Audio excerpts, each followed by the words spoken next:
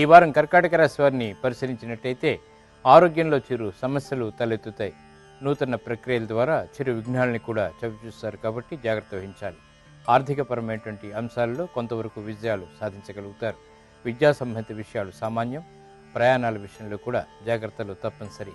వృత్తిపరమైనటువంటి విభేదాలు తలెత్తేటువంటి సంఘటనలు కూడా చోటు చేసుకుంటాయి.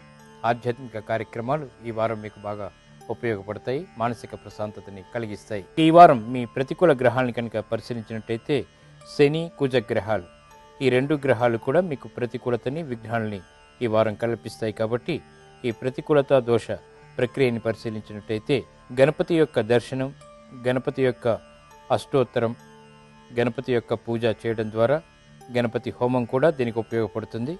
ఈ ప్రతికూలత తగ్గుతుంది, విజయాలు తోడ్పడతాయి.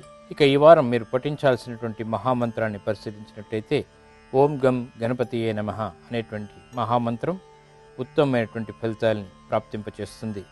ఈ రెండు గ్రహాల విపరీత ప్రతికూలతని తగ్గిస్తుంది. ఇక ఈ వారం మీరు చేపట్టవలసినటువంటి దానాలని పరిశీలించినట్టయితే నువ్వులు, అన్నదానం పేదలకి చేసినట్టయితే చక్కటి ఫలితాలు పొందగలుగుతారు.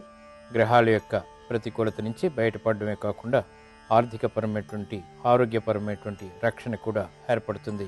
ఇక ఈ వారం మీరు చేపట్టవలసినటువంటి కార్యక్రమాల్లో ఆరోగ్య పరీక్షలు చాలా ముఖ్యమైనది.